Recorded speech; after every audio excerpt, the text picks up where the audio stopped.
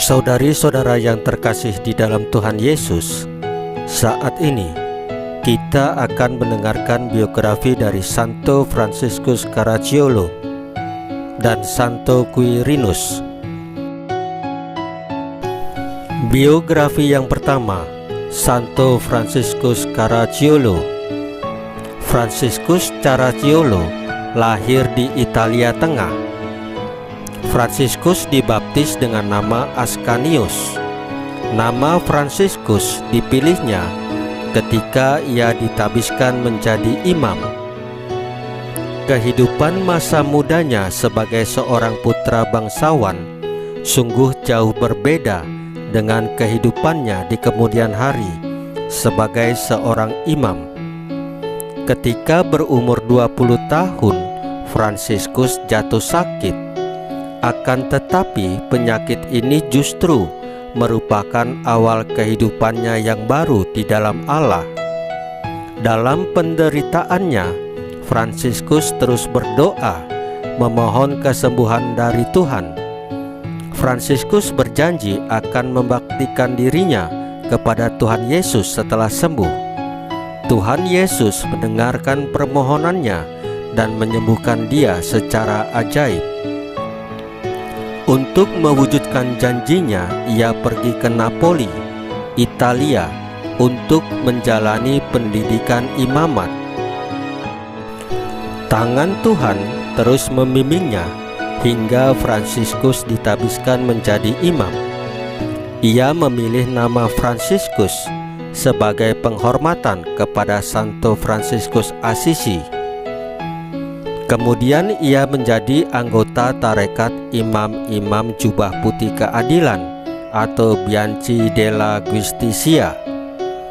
Imam-imam dari tarekat ini biasanya mengunjungi dan meneguhkan hati para tawanan di penjara agar mereka tabah menghadapi ajal mereka. Bersama Adorno, ia mendirikan orde baru.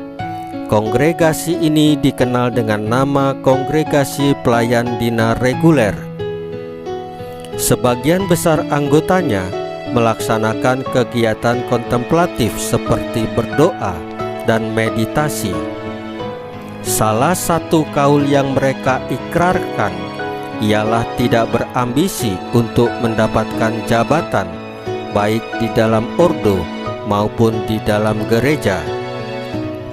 Fransiskus dikenal luas karena kesederhanaan dan perhatiannya yang besar kepada orang-orang miskin.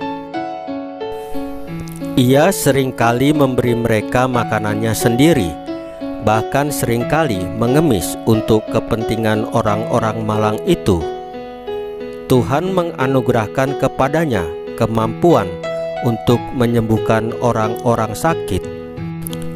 Fransiskus digelari kudus pada tanggal 24 Mei 1807 oleh Paus Pius VII dan dihormati sebagai pelindung Napoli. Biografi yang kedua, Santo Quirinus. Quirinus adalah uskup Yugoslavia. Quirinus ditangkap dan dianiaya karena menolak membawakan korban kepada dewa-dewa yang belum mengenal Tuhan Yesus.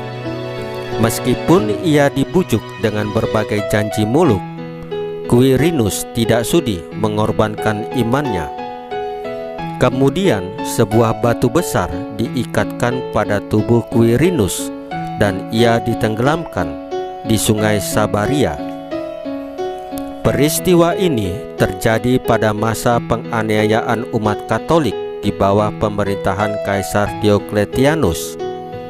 Pada abad ke-5, relikuinya dipindahkan ke Roma dan dimakamkan di Katakombe Santo Sebastianus. Pada tahun 1140, relikuinya itu dipindahkan lagi ke Gereja Santa Maria di Trastevere, Roma. Saudari-saudara yang terkasih di dalam Tuhan Yesus, firman Tuhan Yesus hari ini adalah, "Tetapi engkau, ikutlah aku." Santo dan Santa selalu berpegang teguh pada janji-janji mereka kepada Tuhan Yesus. Mereka menjalankan firman Tuhan Yesus dalam hidup sehari-hari dengan penuh iman. Marilah kita hidup sesuai firman Tuhan Yesus. Tuhan Yesus memberkati kita semua.